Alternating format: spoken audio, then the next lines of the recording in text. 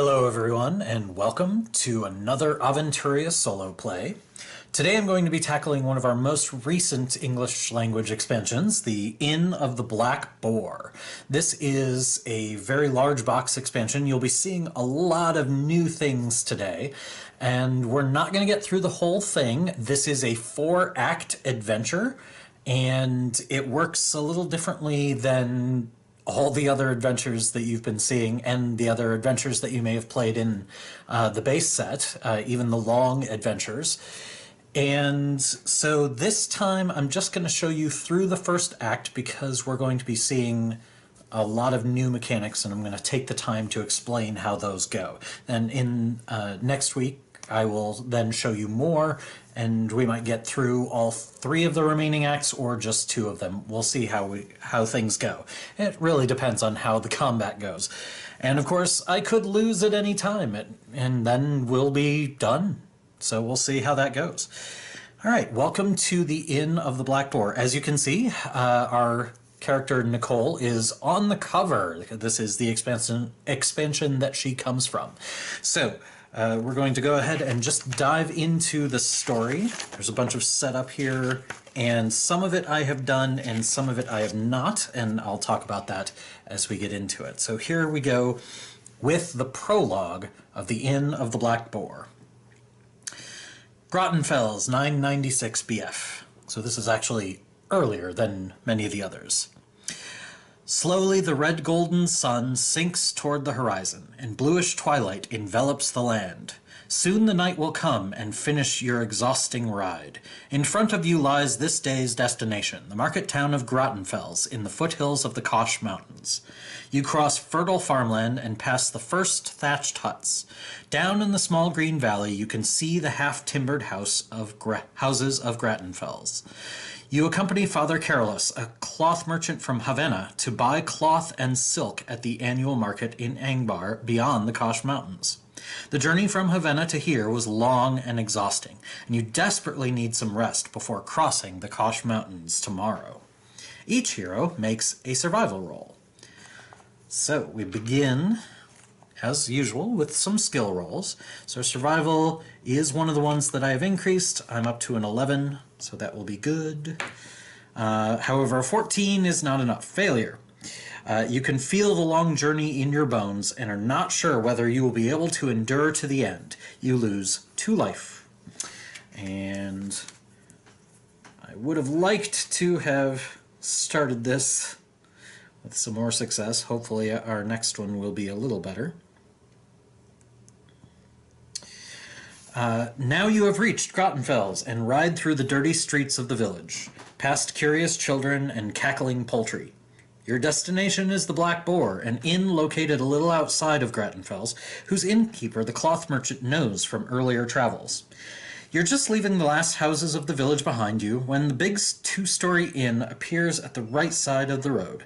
The sun has set and the glow from the window backlights the sign, but you can still make it out. A wild boar made of black wrought iron. The inn stands on a steep hill, and you can just see the cone of a tower peeking over the top. You hand over the mounts and payload to the servant and are greeted warmly in the inn. After you've moved into your rooms and rested for a while, you head down to the tap room and sit down at a table to eat something and drink a glass of wine. The atmosphere is exuberant, but not all guests are cheerful. Some of them drink their wine with frustration and quiet whispers. You notice from a few scraps of conversation that the people's concern revolves around their Count Balder, who seems to have fallen into megalomania. He is at odds with at least 2 of his neighbors and claims that everyone is spying on him. But that doesn't worry you, because you'll be gone tomorrow morning anyway, so you order another round of wine from the barmaid Letty and have a good time. 2 hours later, as you are just about to go to your sleeping chambers, the door suddenly swings open with a loud crash. A nobleman with a sinister gaze steps into the lounge, accompanied by a large group of mercenaries led by a guard in chainmail with a sword at his side. The clients scatter and throw themselves to the ground. Then they shout, "Grotho Garax! Grotho Greyfax, Count of Grottenfels!" The Count looks around, bored. Then his gaze falls upon you, and his face darkens. "And what about you?" he thunders. "Don't you want to make the customary greeting?" And now we're going to make a willpower roll. So let's see if we make the customary greeting. 7. 7 is going to be good enough for our willpower. You greet the Count as he demands, but you are not sure if you hit the right note. If all players have achieved a success or critical success, read the following. You've really tried hard not to get out of line, but the megalomaniac Count clearly has it in for you. To him, it's not really about your honesty. It's about demonstrating his power and making an example. Continue with the text below for failure. This isn't really a situation where we can completely succeed. But add heroes divided by 2, rounded up, fate points to the middle of the table to compensate for your valiant attempt at avoiding conflict. So normally, I would begin with 2 fate points as a single hero, but I will be able to have 3 fate points for this adventure. That's actually going to be very helpful in a lot of situations. Then we move on. Apprehend these traitors, shouts the Count. I am surrounded by spies. Everyone is after my life, and they're just waiting for the right opportunity to catch me unawares. All your protestations of innocence are of no use, not even the assurance that you are not from Grattenfels, and wouldn't know anything about local customs and traditions. Balder Greyfax does not accept any excuses. Also, you cannot expect any help from the local tavern guests. A dozen guards grab you, disarm you, take your valuables, and tie you up. Get these lowlifes out of my sight, Greyfax screams. I can no longer bear the presence of this rabble. We shall sit in judgment over them tomorrow morning. Rough hands grab you and push you down the cellar stairs into the dimly lit wine cellar.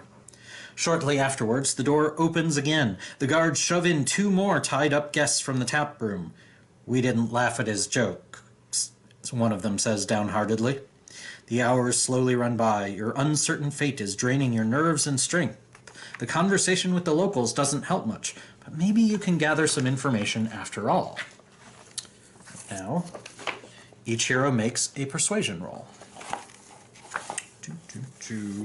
My persuasion is not one that I have increased, so that is just a 10. Let's see if I can succeed. 4. I do. You find out that the Count is planning a war against his neighbor in Wengenholm and needs money for the mercenaries he is hiring. Take 1 fate point, if available. I will, thank you. As time passes, you hear jubilations from the tap room. The Count and his henchmen are apparently having a good time. The torch on the wall burns down and goes out. You sit there in complete darkness. Suddenly, the door of the wine cellar opens. Letty enters with a big jug and a lantern in her hand. She is followed by a mercenary who cuts the 2 locals' bonds and pushes them out the door. You 2 were lucky today, he tells them. Then he turns to you. But you'll hang in the morning. Letty goes to a small wine barrel on the east wall and fills the jug. Then she accidentally drops a knife from her dress and whispers, "Through the big barrel in the middle." After they have left, one of you, well, there's only one of me, grabs the knife with tied hands and cuts their neighbor's bonds. Apparently I'm very flexible. A few seconds later, you're all free, although still locked up in the basement. So you take a closer look at the middle wine barrel of the cellar and shake the lid vigorously. Suddenly the lid gives way, and to your astonishment, opens to the inside. Without difficulty, the first one of you climbs into the barrel and feels their way to the back end. The bottom is also movable and folds inwards. It's dark behind the barrel, but there's no going back. This is your only escape. It is pitch dark around you. You are exhausted and only equipped with the scantiest of weapons, but the fear of an uncertain fate at dawn drives you forward into the darkness. Continue with the first dungeon exploration as described on page 5. Use all dungeon cards marked level 1. And now we begin the first dungeon exploration, and you can really begin to see how different this expansion is. So, we have all of the level 1 dungeon cards right here. We are now going to create the first dungeon exploration deck. So what I'm going to do is I shuffle these cards, and I will take 4 of them at random. Then we have the alarm cards. The alarm cards are the cards that trigger the combat in each act.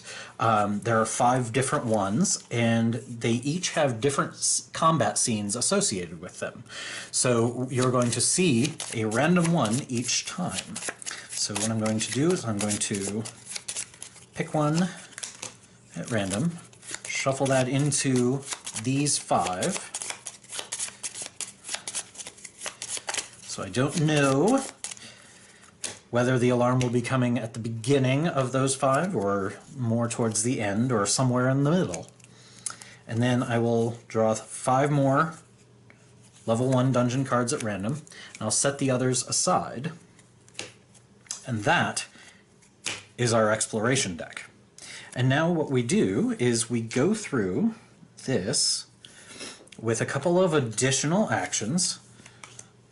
We have the group equipment, which is where we store our tools, torches, and magic keys, if we find any, which we hope we do, because otherwise this is going to be a very, very big challenge. There is also a dungeon lore card that we may be able to get at some point, but we do not start with it available.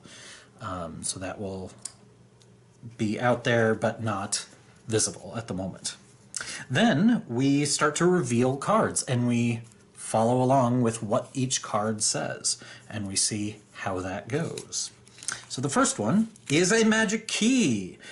Between some discarded mining tools, you find a key made of green gemstone. The key seems to glow from the inside out and holds nicely in the hand.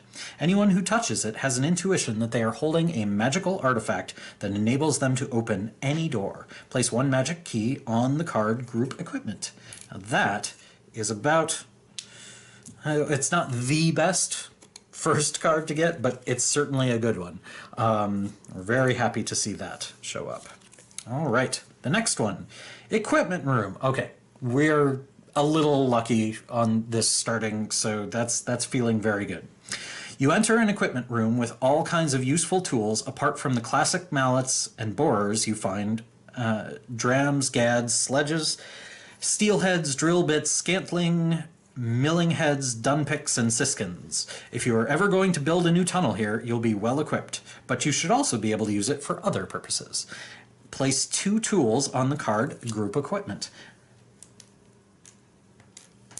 If our next card gives us torches, I'm going to say that I was extremely lucky, but it does not. It is a challenge. Signpost. At this point, someone has erected a wooden signpost covered with strange symbols. One hero makes a knowledge roll. That would be me. I am the only hero. So let's see how I do on my knowledge roll. 6, a success. You find a way leading you to valuable equipment. Draw 1 loot card and place 1 torch and 1 tool on the card group equipment. This is really fantastic. So, let me explain a little bit about loot and the hero deck. So I've got a really great start on my group equipment. This is about as fortunate as I could ask for. But the starting deck for the heroes is not the deck that I normally have. So you remember that strong healing potion and sacred bracelet that I've worked so hard to put into my deck? Well, those are gone, as is 2/3 of my deck. Only 10 cards, which are specified in the Black Boar rules, stay in my deck. And then I get 10 additional cards that are kind of garbage. They're semi-useful, but they're too expensive and often fragile, and they break when you try to use them. But I have to use them because that's all that's in my deck right now. And also, I am not allowed to remove them except at certain points during the adventure, as you'll see. Some of the other cards from my deck, plus 1 or 2 reward cards that are specified in the rules, are put into my loot deck. And these cards are cards that I normally can acquire during the course of the adventure, but I may also get it from this challenge. So the fact that I got a loot card this early is very useful. So I will draw that and I will put that into my deck. So my deck is now slightly more of the good stuff. and that will be hopefully a good mix of items. All right, next dungeon card. Large chest, decision. A large chest with a complicated looking lock. If someone puts so much effort into protecting something, it is probably valuable. One hero makes a craft roll, assisted by tools or magic key. So,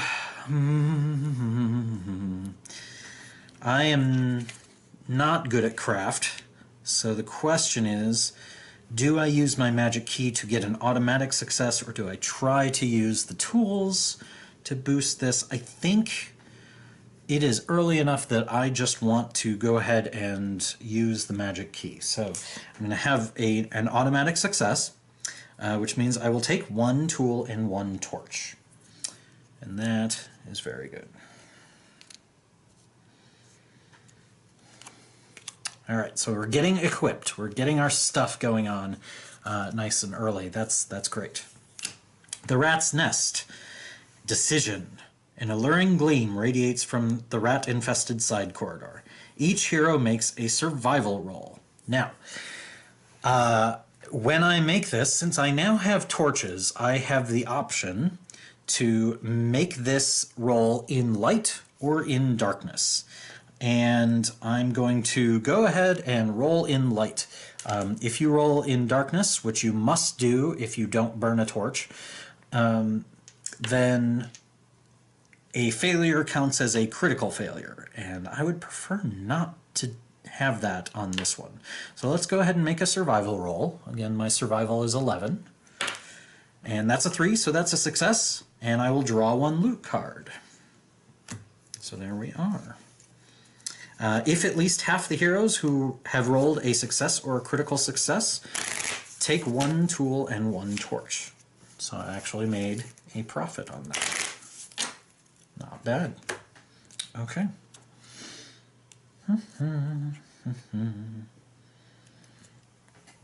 All right. So that is 5 cards, which means any of these cards could be the alarm card. So let's see how deep into this level we get before we have our combat. We get a little bit more. Chest with torches. Treasure. In a niche you see a large locked wooden box. It is covered with moss and looks as if it has been standing here for centuries. You carefully inspect the box. In fact, it is so fragile that it falls apart at the slightest touch. Inside you find a few tattered but usable torches. Place 2 torches on the card group equipment.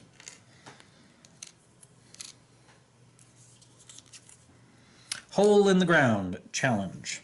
A hole in the ground blocks the way. You can use a rope to traverse it or risk a dangerous jump. If the heroes choose to use a rope, discard one tool and then discard this card. If they cannot or don't want to do this, each hero must make a body control roll. So I could try, I might have a chance to get a critical success and get a fate point, but success is just you made it, so that the likelihood of getting something good out of this is low. I am going to burn a tool to use a rope on that one. Okay. Stockroom. Treasure. At the end of a corridor, flickering light comes out of an open door, but you don't hear any noises, just the constant ripple from the damp cave ceiling and your own heavy breath. Carefully you approach the door and then storm through with your weapons drawn. But no guards await you, just a room full of handy equipment. Put 1 torch and 1 tool on group equipment. So we are getting very well equipped here in this first level. As we get deeper, things will get nastier and nastier. Dead end. Okay, so the alarm card will be the last card, it seems. Dead end. Challenge. The corridor ends at a dead end. Luckily, you can backtrack a little bit and take another path. But what is that? One hero makes a perception roll. So once again, I will go ahead and make that assisted. I will make that perception roll in the light because I do not want to risk a critical failure. Then I will make my perception roll, which is an 11. 18 will be a failure, but I'm glad this isn't a critical failure. So that is just a featureless dead end. I don't get anything else. All right. And then the last card must be the alarm card, and it is orcs. So now we will set aside the remaining dungeon cards. So those are out now. And we prep for the orcs. Now when we draw the alarm, we now go to the appropriate scene in the book, and we read that scene.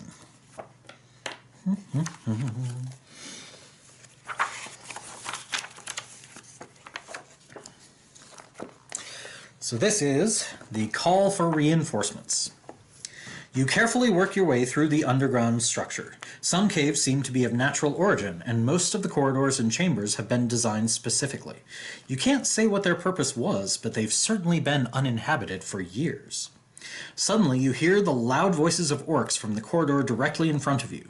You shy away and hide behind a scree, and luckily the orcs don't seem to have noticed you. Rather, they are in a celebratory mood, and judging by the sound of their voices, some of them are already deep in their cups. With your pitiably bad equipment, you try to avoid an open confrontation, but to get deeper into the caves, you have no other choice but to put all your eggs in one basket and try to sneak past the celebrating orcs. Each hero makes a survival roll.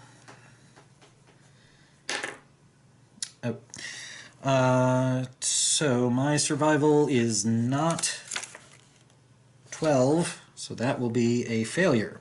You knock over a few empty bottles and cause enough noise to make the orcs suspicious, but they are far too busy with their little feast to follow the sound. The threat value of the next fight increases by 1.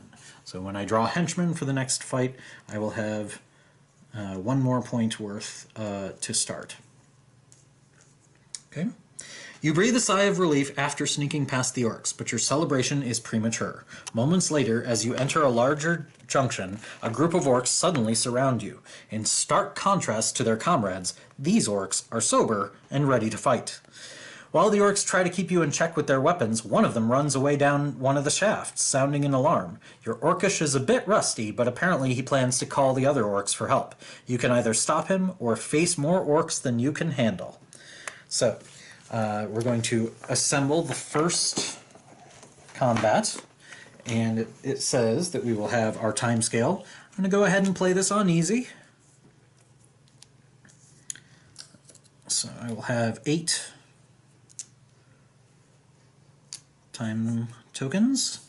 I have the alarm card because the way the time scale works is there are times when it will trigger an enemy event, and then that's what happens when that enemy event is drawn.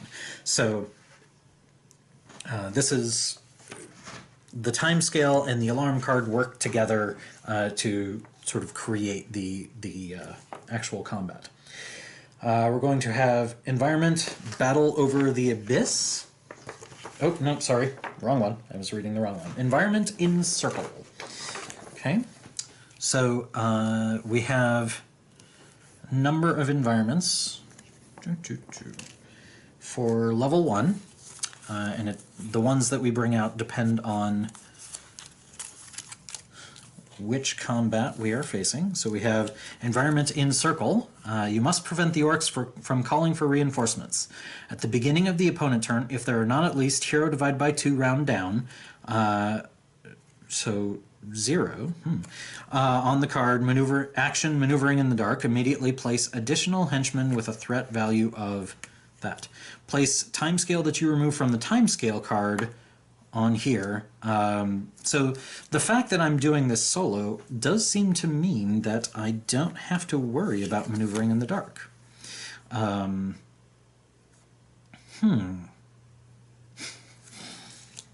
So as a solo hero, I don't think I can be encircled. That's interesting. I haven't done Inn of the Black Boar solo before, so this is the way that the interactions are working is something that I'm sort of discovering. So hero divide by 2, round down. Yeah. Okay. So I won't have to worry too much about the environment. and the hero action. I'm going to move my group equipment aside, so I won't need that in the combat. Alright, get my hero card ready, my fate points, and now form a pile of henchman cards of your choice. All cards must have the keyword orc. Only henchman cards worth 4 or less threat points are allowed. Threat value is hero points times 5. I'm adding 1 to that, so my threat will be 6. Okay.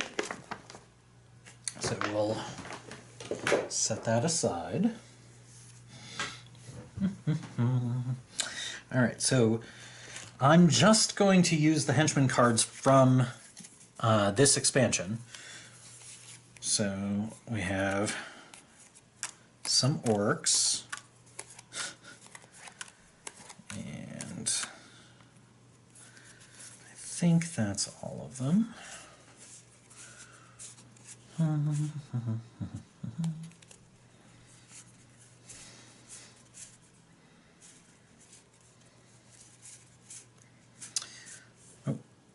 We have a few more. There we go. Orc Berserker. Yep, there we go. There's the next set of orcs. And they're all of appropriate threat. So I will put them all in there. I don't think I have any orcs that are threat 4 or more in this set of cards. So, nope. There we go. Alright, so there's my henchman deck. I will shuffle that up, set up the first. And I have to defeat or put to flight all opponents, which sounds pretty easy, especially because they don't have a leader. But as I've mentioned, my starting deck is not great, so that will make things a little more difficult. Okay. Alrighty. So we have an Orc Berserker and an Orc Lurker. So that's a lot of health just to start, so we do need to worry about that. Okay.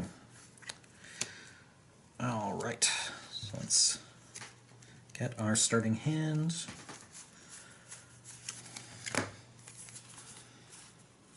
Oh, I got my throwing stars as one of my loot cards. That's great, because that is not one of the cards that you normally get to start with. Alright, let's put some health on the orcs.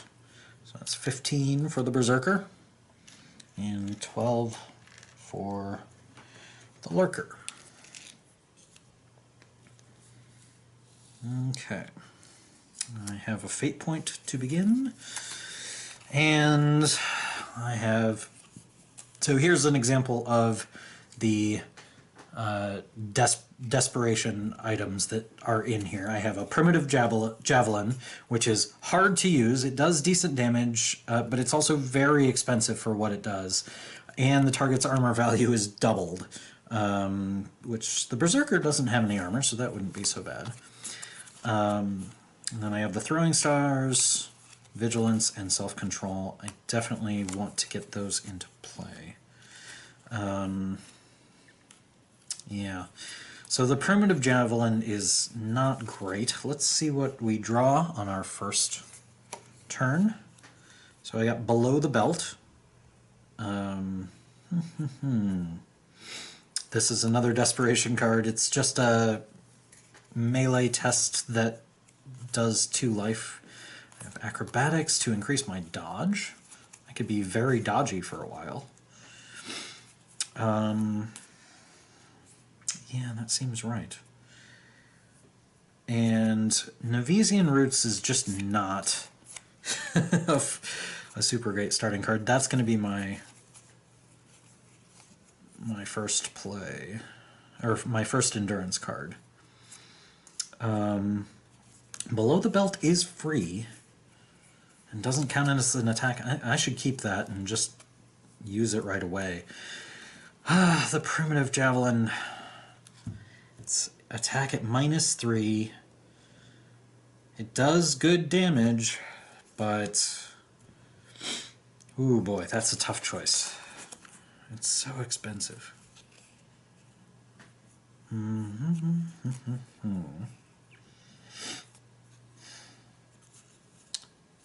Okay. Well, boy, this is a tough choice. I think I'm going to hope that I get a better weapon than the primitive javelin, and work on using some of these other things to power up. Okay, so my first play, I think, is going to be the throwing stars. I'm not going to use them this turn, but I want to get them out. So yes, I will play the throwing stars, and I'll get 3 tokens on that card. I don't have the endurance to use them right now, but I do have the endurance to pay for a 0 card, so I will do that. So I will use Below the Belt, and I'm going to go ahead and try and hit the Orc Lurker with that. So that is a melee test, does not count as an attack, so we wouldn't get his dodge or his armor. So I'm going to try that and see if I can hit. So this is a melee test. A 10 will hit. So he loses 2 life and can't do anything about it. So that's great. Then I'm going to go ahead and throw my stone at the Berserker. That is also free. And I hit. So the Berserker loses 3. He has no protection. And there we are. Okay. So, that's my first turn, and now we go to the villain turn. Alright, so at the beginning of the opponent turn, if there are not at least 1 divided by 2 rounded down, so 0, tokens on the card, hero action. So I don't have to worry about that. 14 on the Orc Berserker. Ugh, it's just enough for him to still get an attack. Well, alright. So he's going to do 1d6 plus 4 to me. That's very unfortunate. 8. Let's see if I can dodge that, please. I do! So I will only take 4. That's a relief. Alright, so now I'm down to 34. Then the Orc Lurker will go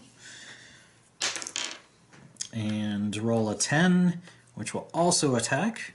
Oh, I forgot to put... he starts with a Pit Trap. So if the Orc Lurker succeeds at a dodge roll, the attacker loses 2d6 life, and then the Pit Trap is used up. So the Orc Lurker is dangerous to attack. Luckily, the Below the Belt wasn't an attack, so I didn't have to roll his dodge and didn't have to risk the Pit Trap. I will probably use a lot of the throwing stars on him. That seems the best use of them. Okay, so then we have... Alright, so he attacks me for 1d6 plus 1. 2! Okay, that's not too bad. Do I dodge? I do, so I will only take 1. Alright, so we're at 33. Could be a lot worse, could be a lot better, but overall it's not too bad. Okay. Alright, so there we are. That's the end of the villain turn. We remove a time token and put it over onto the environment in circle. I'm starting to wonder if that's intended to require at least 1, but I'm not sure. It really looks like round down to 0, so I'm going to not worry about it at the moment. Alright. So we are down to timescale 7. Nothing happens until 5, so we won't worry about that quite yet. And I will ready all of my cards and continue my turn. I'll draw 2. I have a stone hammer. And another below the belt. This is great. Okay.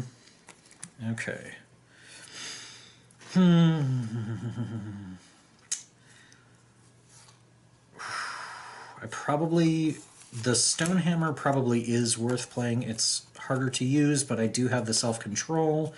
It is one that I have to pay for every time. It's an improvised weapon, which means after each attack with the weapon, I take the card back into my hand. So once I start using it, I have to keep using it. I have to keep paying for it every time I want. I would love to have both of these dodges, but it's probably better to get my attacks going sooner. A second below the belt may mean that I can... I might be able to just take down the Orc Lurker if I'm good with all of my tests. So really what I want to play is the self-control this turn. I think I need to pick one or the other of acrobatics and vigilance, and really vigilance is the better one. But can I afford to do... can I afford to slow play? I think I have to. So I'm only going to play one endurance card this turn. I will spend 2 on self-control, raising my melee to 14. And then I will play the below the belt, now making a melee test on the Orc Lurker at a 14. That is an 18. I'm actually going to spend my fate point on that. And I've re-rolled the exact same thing. So that did not work. Oh well. Now I'm going to throw a stone at the Orc Berserker. Let's see how that goes. That is a 19, and that will get me a fate point and not hit. Then I'm going to go ahead and spend a token and my last endurance to throw a star. And hope that I can do this a little better. Alright, throwing the star at the Orc Lurker. It is not considered an attack. 12 is not good enough. Oh my goodness. Well, this is what happens. No, I am going to spend my fate point on that. I've got to try. There we go. Okay, so I hit him with the throwing star. It's not an attack, so he cannot dodge or protect, so he just loses 3 life. Okay. Okay. Well, not the best round, but we move forward. Okay. The opponent turn. Berserker gets a 14, which is what he got last time, and managed to attack. So this time he will only hit me for 5, and I will not dodge. So I will take 5 and go to 28. Okay. All right. Then the Orc Lurker.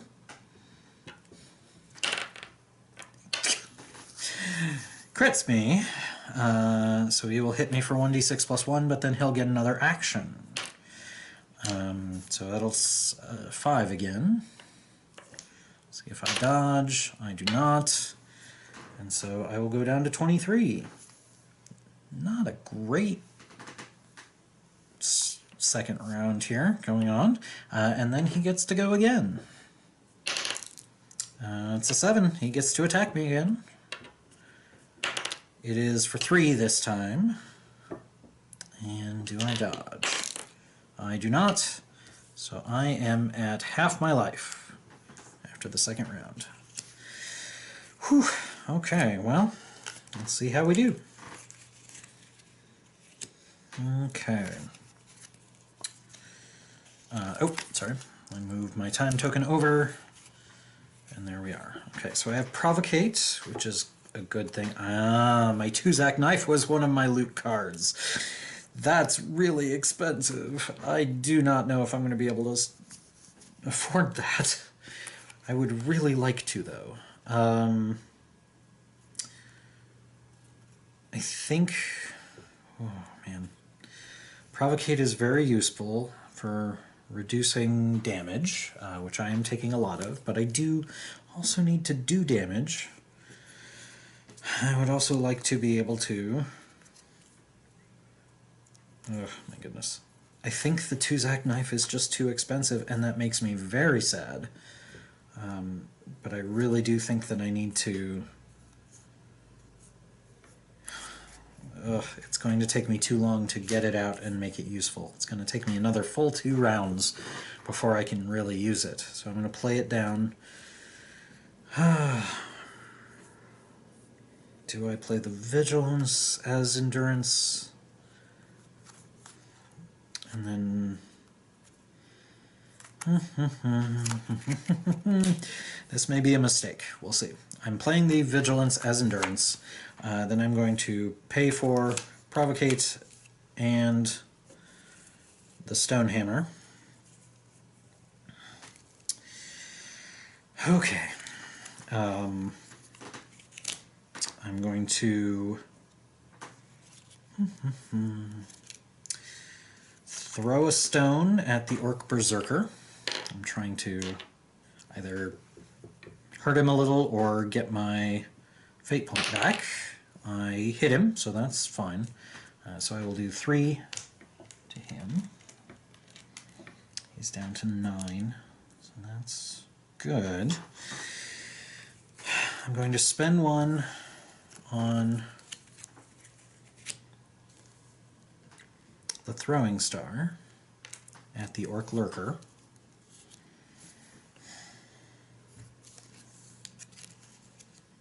Okay. And that will hit. Okay, so that's 3 down there with no chance of dodging. Whew. Okay. Do I swing with the Stonehammer? I think...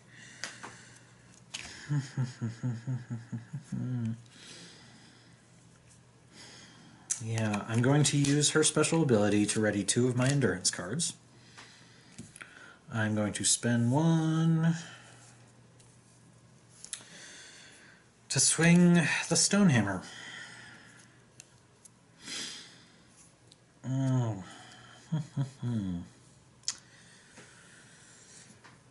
Do I try to take down the Orc Lurker? He only has a 1 in 4 chance of succeeding at the dodge, and it would be very nice to take him out. Ooh. Yeah, I think I'm going to try. Okay, so I need a 14 minus 1, so I need 13 or better on this. It is not. I take it back into my hand. I do gain a fate point. But that is very unfortunate.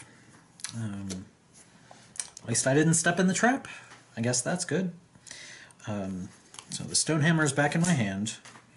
I do have the Provocate, so hopefully that will help me survive. I'm going to hold on to the fate point for now. Okay. Alright. The Orc Berserker rolls a 20. That's great. He does nothing. And in fact, he removes the action from the Orc Lurker. Oh, that's such a relief. That's the roll that I needed. Okay, so the Orc Lurker doesn't get to act this round. That's such a good thing. However, we go down to timescale 5, which means we trigger an enemy event. On the Orc Alarm card, it says, every time you trigger an enemy event, draw a new henchman card and place it to the right of the villains. If the pile is empty, the henchman with the most damage heals completely and immediately rolls an action. So this is an Orc Drummer, who has 15 life. All opponents with the keyword orc reduce their action roll by 1, not below 1. Okay, so the other two are rolling better while the orc drummer is out. Yeah, it's definitely going to make things rough, but we'll see what we can do. Okay, so I still have the stone hammer in my hand, and I draw 2. Okay, so there's a well-aimed strike. If I can hit with the stone hammer, then that's going to be very good. I have the anatomy, but that just doesn't... Oh boy, that doesn't seem right. Adding 3 to my range attack ability.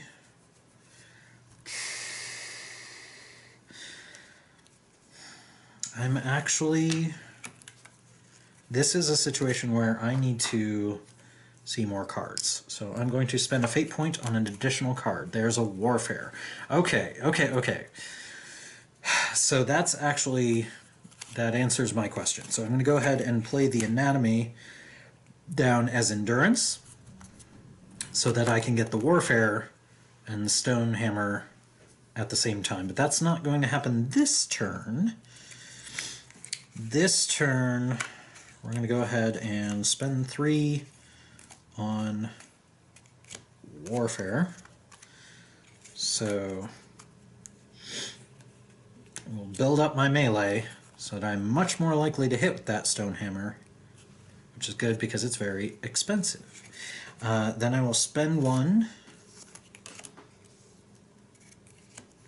to use my last throwing star, and it's going to go on the Orc Lurker. So let's see how that does. That's going to miss, and it's not an attack, so I don't get a fate point. Then I throw a stone at the Orc Berserker, and that will also miss. I will get a fate point from that. Oof. Well, hopefully I will survive. Let's see. Okay. All right. Well, the Orc Berserker goes. Rolls a 7.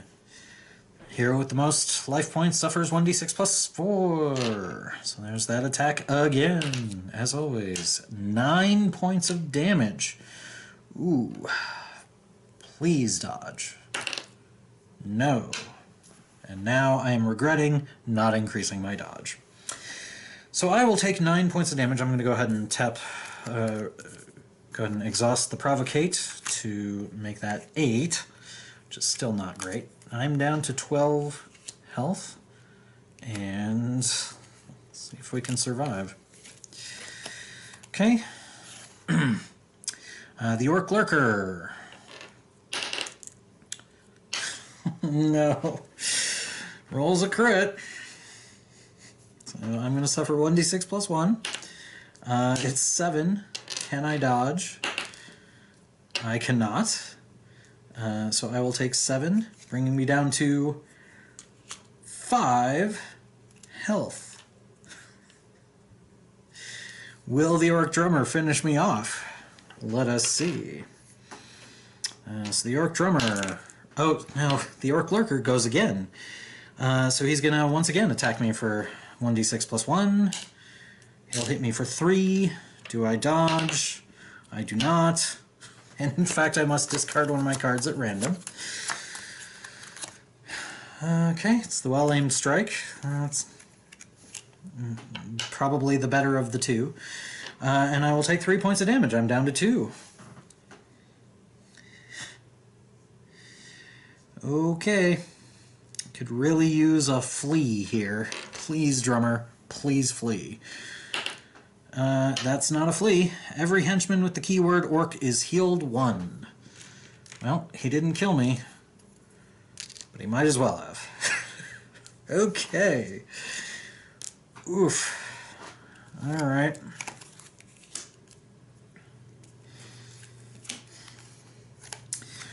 Okay. Well, let's see how we do. Can we bring this back. So I have a wineskin, which is heal yourself or an ally for 2 life. The target must then discard 1 endurance card. I have a rusty breastplate, which can break, but it does have protection 4. Whew, boy. Boy, oh boy, boy. Yeah. Okay, so I have 6 endurance. So I'm definitely going to spend 1 on the wineskin to heal 2, so I'm up to 4. Woohoo! And then I discard an endurance card. I'll go ahead and discard the one that's already exhausted. Then I'm going to spend 3 on the stone hammer. And this is going to happen pretty much every turn. I'm going to throw a stone at the orc berserker before I use the stone hammer. So, sorry, I played the stone hammer. I will miss. I will go ahead and take the fate point on that. Alright, so the 1d6 plus 2, I could... It's very possible that I could take out that orc lurker, and that would be good. Yeah, I think that's what I want to do. So I will go ahead and swing at the orc lurker and hope he doesn't dodge, because I don't think I can take that pit trap. Okay. Alright. So I have this. That's a 2. I definitely hit. Does he dodge? He does not! Hooray! Let's see how much damage I do. So 1d6 plus 2, he has a protection of 1. So that's 5. Minus 1 is 4. Oh no. Okay. That is very unfortunate. I don't... Even if I convert fate points into endurance, I don't have enough to pay for the rusty breastplate. I think I'm going to spend 1 to see a card. A battered wooden shield.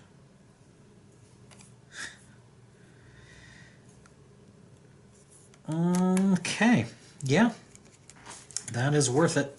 So I'm going to spend my other fate point and my other endurance to get out the battered wooden shield. And that will help me a little bit. Then the stone hammer comes back into my hand. Okay. And I can make my opponent reroll damage dice.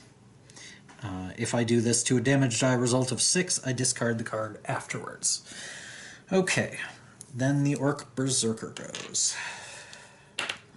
That's an 18, minus 1 is 17, so he does nothing! That's great! The Orc Lurker. That's a 4, minus 1 is 3, so he's gonna hit me. Alright, so 1d6 plus 1. He's going to be doing 6 points of damage. Let's see if I dodge. I do, and in fact I draw a card. Okay, alright. Okay, okay. Yeah, that may be better. Okay, so, so I did dodge, so it's doing 3. I'm going to go ahead and protect both. Protect with the shield and reduce with provocate. So I will take 1 point of damage. I'm still in this game. Okay. Okay. So we have then the Orc Drummer. Rolls a 12, minus 1 is 11. So every henchman with the keyword orc is healed by 1. Okay. I haven't hit the drummer at all. And then we drop down to time token 3. Oh, I should have removed this. card when it had 4 on it. So we move down to timescale 3, which means we get another henchman. It's another Orc Berserker. This is not looking good. I will have to be very lucky to make this happen. Okay. Okay.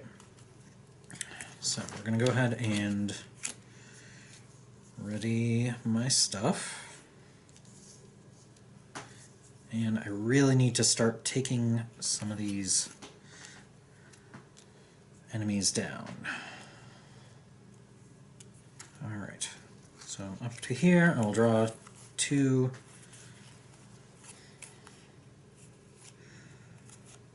Okay, so I got a whetstone. Ooh, I can reduce protection. Oh, that's very good. I don't have any fragile weapons. I have an improvised weapon and a glowing dagger. It's a little late for the glowing dagger. Glowing dagger is slightly worse than the stone hammer, but also cheaper and stays in play until time token 1, at which point it goes away permanently.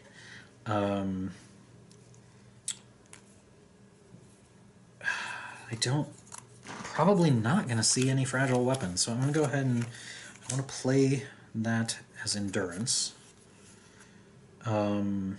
Actually, if I play the glowing dagger, removing it from the game is not bad because that will mean that it's gone, gone out of my deck, and getting rid of those bad cards is good for me. Yeah. Okay. So maybe I will play that this turn. How many endurance do I have? So I have 1, 2, 3, 4, 5, 6. If I can play a second endurance card, then I can get 2 things out. It's probably the Suddenly Gone. As much as nice as that is. Alright. Yeah, that's what I'm going to do. Alright, so I will play the Suddenly Gone as endurance. That will let me spend 4 for the Rusty Breastplate, which at least can take 1 big hit. And then 2 for the Glowing Dagger, which I can then use with my remaining. But first, I'm going to throw a stone at the first Berserker, I think. Yeah. Is that right? So if I could hit the Orc Lurker and he doesn't dodge, that would take him out. For sure. Let's throw it at the Orc Lurker. It's risky, but there we are. 10 will hit. I will hit for 3. Let's see if he dodges. He does not, so he is gone. That's quite the relief there. He is very nasty. Alright, so that's 1 henchman down, and I will gain a fate point for taking him down, so that's good. I think that means that with this Glowing Dagger, I'm going to take a swing at the Berserker. So it is melee -2. I am currently at 17, so that'll be 15. And I will hit. He does not have a dodge and no protection, so I will hit for 6. Okay.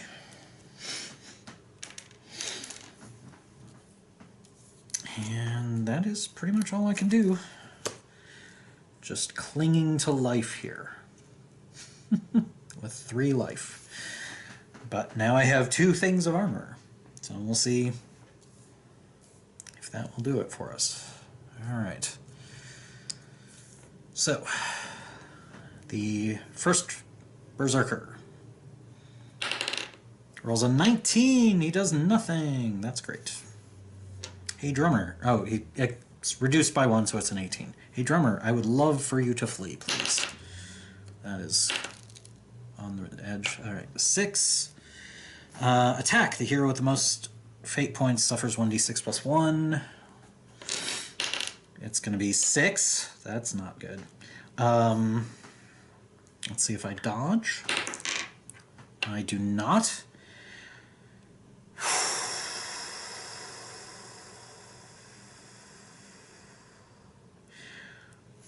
I'm going to make him re-roll that damage die. That's worse. Okay. That was a risk that I took. Alright, so protection of 4 and reduced by 5. So I am down to 1. Count him 1 health point. And he rolls a 19, so he does nothing to me. Also, I do need to roll a d6 to see if I still have the rusty breastplate. I do! Thankfully. Alright, down to 1 life. Okay. So, time token goes away. We're at time skill 2. Can we have a good round, please? I draw my last 2 cards. I have Fast on the Legs, immediately ready 1 reaction or endurance card, and a Ceremonial Sword.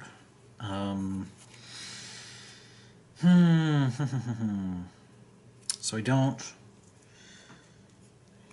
Yeah. I'm not going to play any of these right now. That's... Okay. Alright. We're just going to go ahead... Is that true? I could... And I've still got the dagger. I might as well just use that. Alright, let us attack this berserker with the glowing dagger. Start with that. So that costs 1. And that is a 13, which even at -2 will hit, because I'm currently at a 17. So then he doesn't get any dodge or protection. I will hit him for 6, taking him out. Okay, and gaining a fate point. Alright, then I will throw a stone at somebody. It's probably going to be this other berserker, who is really the other big threat on the table. So let's throw that stone. It's 2, it will hit. Okay. I am out of cards, so I have nothing really to use on my for my fate points for at the moment, except for rerolls on attacks, so I will save those. Okay. Okay. Alright. So, the Orc Drummer goes first. He rolls a 7, -1 is 6. The hero with the most fate points suffers... Sorry, where was my health? I had taken... Yeah, I am down to 1. Yeah, I'm going to have to definitely use some protection on this.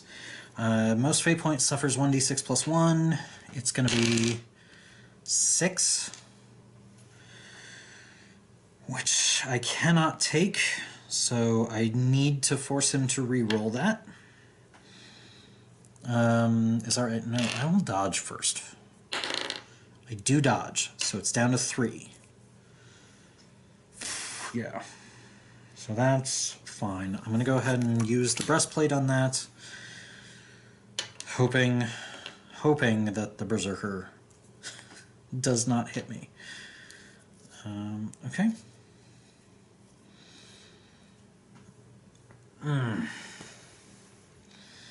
Okay, well, we'll find out.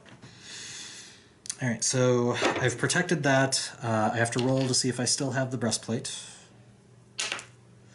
I do not. It's gone. Okay, well, this could be the last attack here. Let's see what the Orc Berserker does. 14. The hero with the most life points suffers 1d6 plus 4. Yeah, I don't think I can take this. So that's 7, even if I dodge, which I do. That takes it down to 4. I could make him reroll. There's no way for me to have him reroll low enough. That is going to take me out. So I lose. Let us read a defeat. After a defeat, read the text defeat on page 26. Despite your best efforts, you fail to stand your ground against your opponents and are knocked out one after the other. Well, one. Instead of finishing you off, however, they keep you alive and imprison you once more, and this time they make sure to guard you carefully and prevent any further attempts to get away. You have no other choice but to suffer through several months of hard slave labor in the mines of the Count of Grattenfels, until eventually another party of brave heroes succeeds in penetrating the underground lair and defeating the Count's minions, freeing you in the process. You have lost the adventure, but can try again. This time you already know some of the challenges and are therefore better prepared. On the other hand, due to the random composition of the dungeon cards and alarm cards, the next adventure might turn out very differently. Now, I'm sure you'd love to see a little more of Inn of the Black Boar, so next week I will go ahead and try again. And since you've already seen some of the mechanics, I'll just go ahead and get all the setup ready, and I'll try and get through 2 acts, assuming I survive the first one. Until then, have a great day.